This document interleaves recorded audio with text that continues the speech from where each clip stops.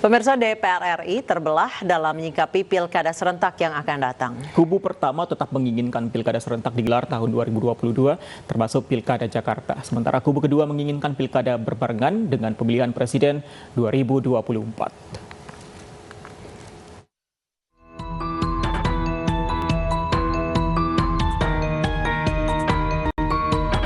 Draft revisi Undang-Undang Pemilu yang tengah disusun DPR mengatur soal pelaksanaan pilkada yang kembali digelar 2022 dan 2023. Jika mengacu pada pelaksanaan pilkada serentak 2020, maka seharusnya pilkada kembali digelar lagi tahun 2024 mendatang.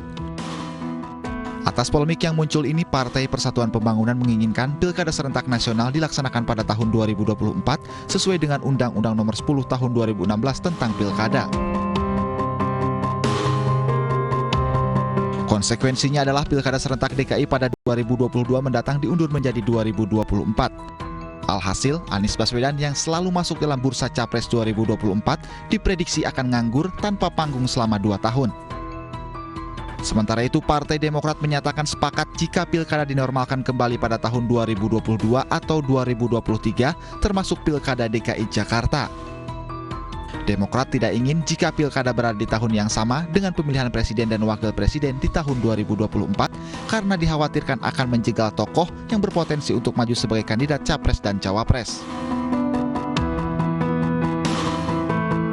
Berikut adalah peta pendukung pilkada, apakah akan diadakan 2023 atau tahun 2024. Partai yang mendukung pilkada diadakan pada tahun 2022 adalah Golkar, Nasdem, Partai Demokrat, dan PKS.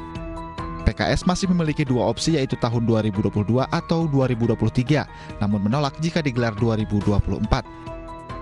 Sementara itu, partai yang mendukung pilkada digelar 2024 adalah PDI Perjuangan, PAN, PKB, dan P3. Sementara itu, menurut sejumlah pengamat politik, partai yang menginginkan agar pilkada digelar di 2022 atau 2023, kemungkinan partai yang menginginkan Anies Baswedan maju dalam bursa Capres 2024 mendatang. Sementara partai yang menginginkan pilkada digelar pada tahun 2024 kemungkinan menginginkan Tri Risma hari ini melenggang ke bursa Capres. Lantas, apakah pro kontra gelaran pilkada serentak mendatang karena adanya persaingan antara Anies dan Risma untuk menduduki kursi orang nomor 1 di negeri ini? Tim Liputan iNews melaporkan.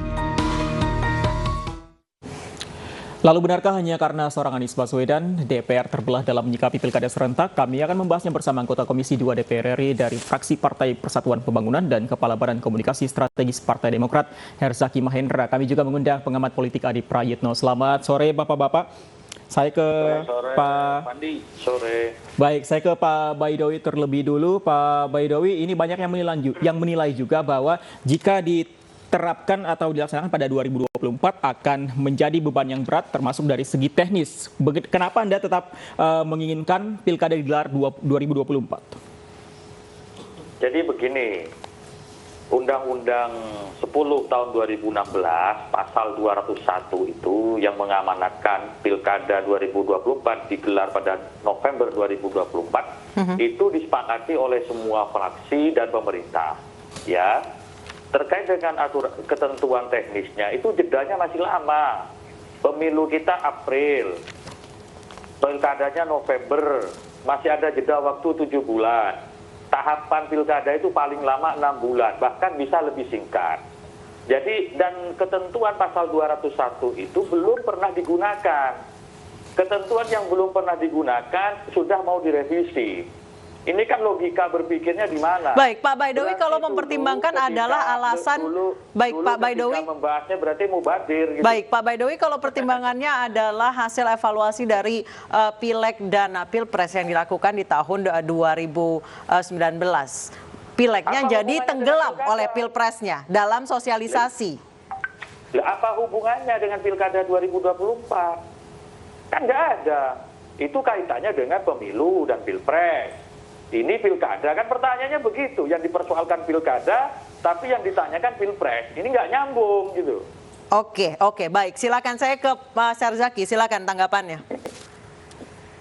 Ya, kalau dari kami sendiri melihatnya begini, Mbak, ya kan, ada evaluasi, namanya kita kan lihat betapa pada saat pilpres dan pileg digelar serentak, ada isu krusial yang mengemuka, yaitu ada beban teknis ya yang kemudian mengakibatkan ya ada isu fisik ya yang membebani fisik dan juga ada tekanan, sehingga kemudian muncullah ada 800 lebih petugas TPS yang meninggal. Itu satu hal, ini beban teknis berlebih. Kalau dibilang katanya setelah itu pilkada waktunya panjang, cukup panjang, tapi tentunya kan waktu penyiapan ini akan butuh gitu, akan butuh tenaga juga dan juga akan ada tekanan juga. Ini suatu hal yang nggak mudah. Dulu juga kita bayangkan bahwa dengan adanya Pilpres dan Pileg serentak 2019 itu akan sangat baik gitu loh. Kenapa? Kita bisa fokus gitu. Ya kan? Tapi pada kenyataannya tidak seperti itu. Ada beban teknis berlebih yang mengakibatkan ada masalah dalam pelaksanaan. Yang kedua juga adalah bahwa hiruk-pikuk Pilpres itu membuat Pileg itu tenggelam gitu loh. Kita banyak sekali masyarakat yang tidak terlalu peduli dan tidak tahu siapa kemudian caleg DPR RI-nya atau caleg bahkan DPRD provinsinya gitu. Mereka lebih banyak fokus pada siapa Pilpres dan kemudian hanya pada caleg kabupaten dan kota gitu. Nah, ini kemudian menjadi masalah pada saat memang ada waktu yang ada jedanya, tapi masih di tahun yang sama, sehingga dikhawatirkan masyarakat tidak bisa maksimal gitu loh dalam menilai seorang calon kepala daerah. Itu satu hal yang perlu kita pikirkan sama-sama ini. Yang kedua, Mbak, yang paling penting lagi adalah ingat nih, kalau sampai itu pilkada 2022 dan 2023 ditunda ke 2024, ada 270 daerah yang kemudian tidak punya kepala daerah definitif. Mereka hanya punya penjabat kepala daerah yang tidak diperbolehkan mengambil keputusan strategis. Ini bahaya sekali ini. Bukan bulanan. Baik. Silakan Pak Baidowi ditanggapi langsung saja Pak Baidowi.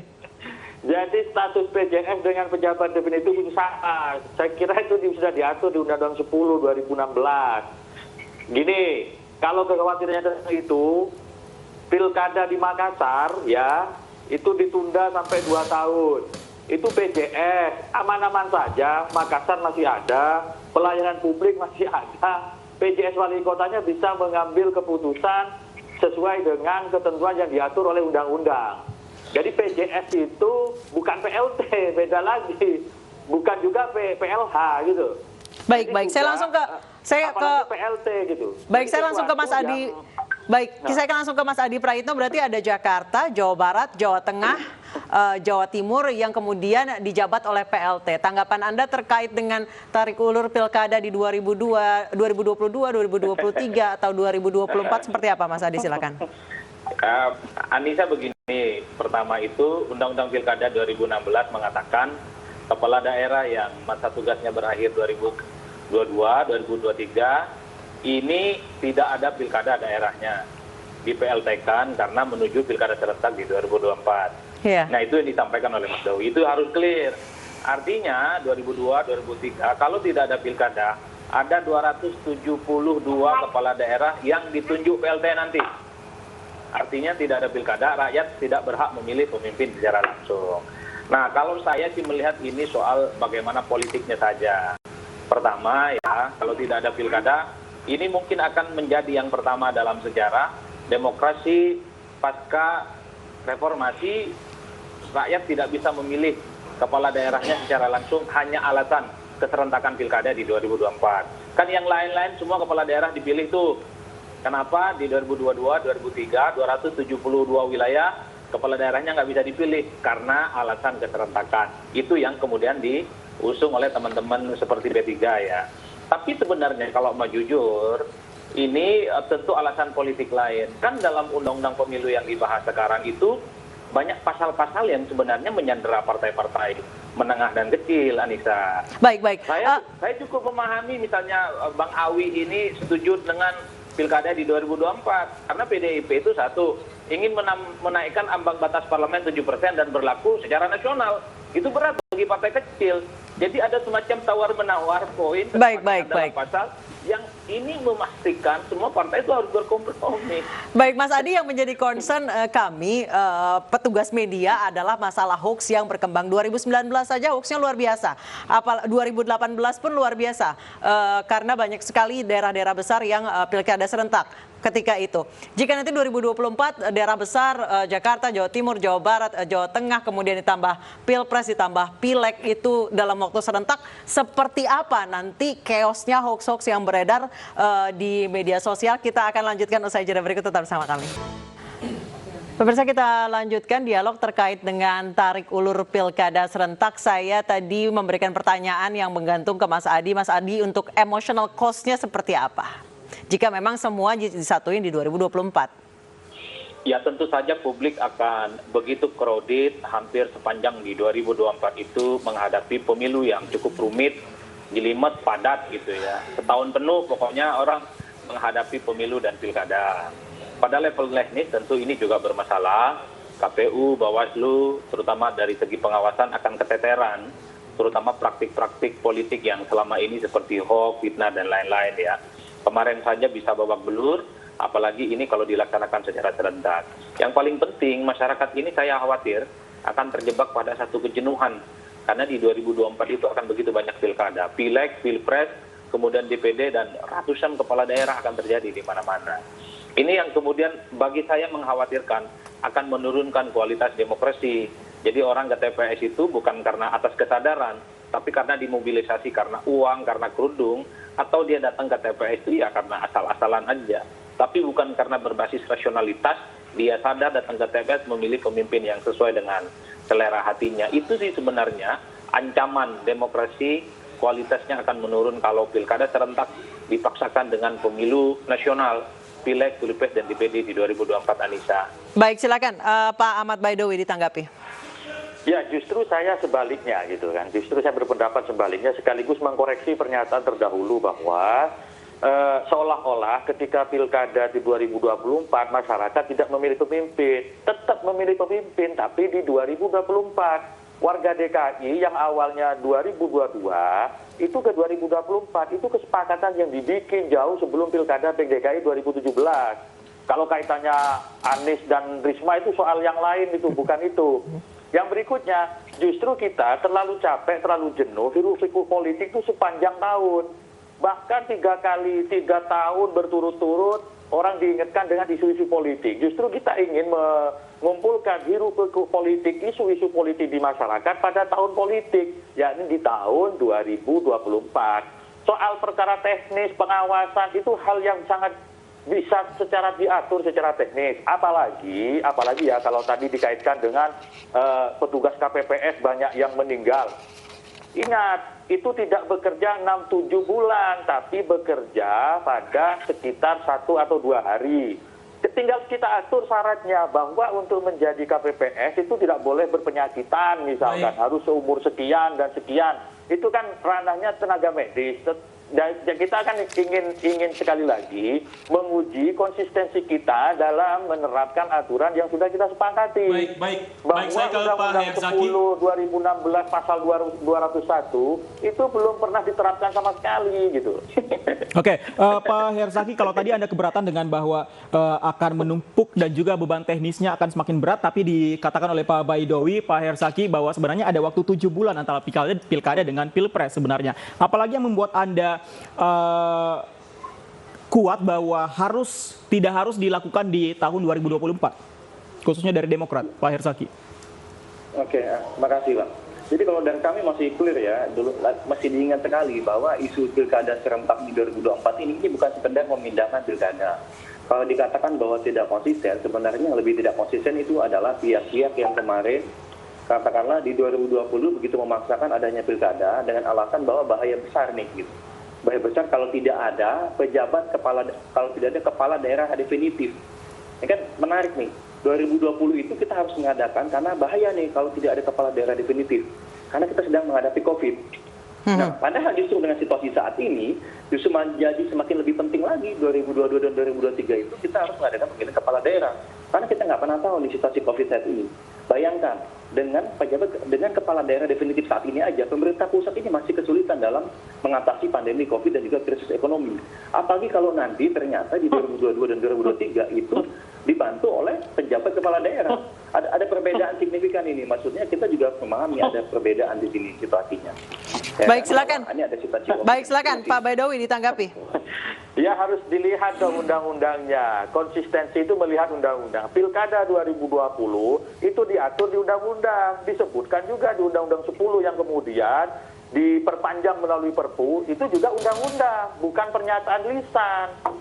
Pilkada Pilkada 2020 berdasar undang-undang, Pilkada 2024 juga berdasar undang-undang. Kalau kaitannya dengan PLT, nggak usah khawatir dengan PLT, kewenangannya sama.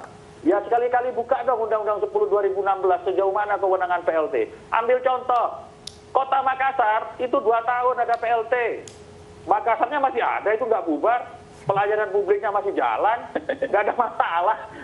Jadi saya kira sekali lagi ini persoalan konsistensi kita dalam menerapkan ketentuan perundang-undangan yang kita sepakati bersama. Ketika menyusun Undang-Undang 10 2016, saya di Komisi 2, teman-teman semua fraksi termasuk fraksi Demokrat juga sepakat pilkada diserentakkan di 2024. Namun kemudian sekarang berubah, ya nggak ada masalah, namanya aja wacana. Toh ini juga masih draft gitu, masih banyak yang kita bisa diskusikan lebih lanjut gitu. Baik, Pak Herzaki silakan ditanggapi. Ya kalau dari kami gini, sama juga gitu. Waktu awalnya kita setuju dengan adanya Pileg dan Pilpres 2019. Seakan-akan memikir bahwa itu akan membuat situasi menjadi lebih mudah.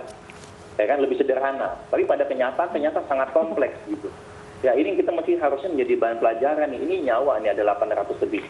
Ya, kemudian ada 5.000 lebih yang sakit. Oke, kok bicara mengenai alatan teknis medis. Intinya apa? Bahwa kita mesti melihat juga situasinya tidak sama nih. Bukan sekedar memindahkan atau sekedar menyatukan, seakan-akan lebih mudah gitu. Kan menjadi pertanyaan besar sebenarnya juga gitu. Ya kan? Kenapa nih kemudian ada kekhawatiran apa nih kalau misalnya tetap dilaksanakan di 2022 dan di 2023 gitu. Ya kalau dari kami harapannya tentunya namanya kita sebagai partai politik yang akan ada di parlemen nanti, mari kita diskusi sama-sama, ya kan? Diskusi nanti di parlemen lagi. Kita lakukan proses demokrasi ini dengan baik tentunya ya. Harapannya adalah bagaimanapun keputusan yang nanti diambil terkait dengan revisi undang-undang pemilu nanti itu mengedepankan alasan kemanusiaan dan kebangsaan, bukan sekedar mau jegal-menjegal atau dukung-mendukung capres atau cawapres tertentu gitu loh. Ini kalau dari kami gitu melihatnya. Baik. Baik, Mas Adi, Anda sejak tadi nampak tertawa. Apa yang menjadi alasan Anda tertawa? Ya, saya tertawa karena setiap pembahasan undang-undang pemilu yang dibahas adalah kepentingan elit politik, Anissa. Nyaris tidak ada dalam pembahasan undang-undang ini satu, bagaimana mengamputasi mahar politik yang itu pasti ada dalam pilkada. Itu yang menghabiskan begitu banyak uang. Money politik yang kemudian dianggap sebagai kewajiban dalam pilkada itu nyaris itu tidak mengemuka menjadi pembahasan penting, termasuk juga tingkat partisipasi ya. Partisipasi itu orang datang ke TPS berdasarkan rasionalitas memilih pemimpin, bukan datang ke TPS digiring karena kerudung, bukan karena sembako, dan bukan bantuan logistik yang lain. Nah itu nggak muncul dalam pembahasan undang-undang ini. Bagi kita yang melihat jauh persoalan politik ini, mau 2002, mau 2004, nggak ada persoalan. Rakyat nggak terlampau diuntungkan dalam hal ini semua. Untung ruginya itu ada di elit-elit politik yang saat ini sedang bertarung membahas undang-undang pilkada. Kalau 2003 itu tidak ada pilkada, ada dugaan, ada kelompok politik tertentu yang akan diuntungkan karena punya keistimewaan untuk menunjuk 272 wilayah yang akan kosong tidak ada pilkada. Di situ kemudian banyak orang menolak, oh enak betul mereka itu menang banyak. Nah, saya harus menolak, makanya mengusulkan 22, 2003 harus ada pilkada. Ini soal untung rugi menurut mereka, bukan menurut rakyat. Untung ruginya elit politik, bukan untung ruginya masyarakat. Semoga apapun yang nanti menjadi keputusan lebih menguntungkan masyarakat daripada elit politik. Terima kasih Mas Adi Prayitno, terima kasih Pak Herzaki Mahendra dan Pak Ahmad Baidowi telah bergabung bersama kami di Ini Sore. Terima kasih Mbak, terima kasih.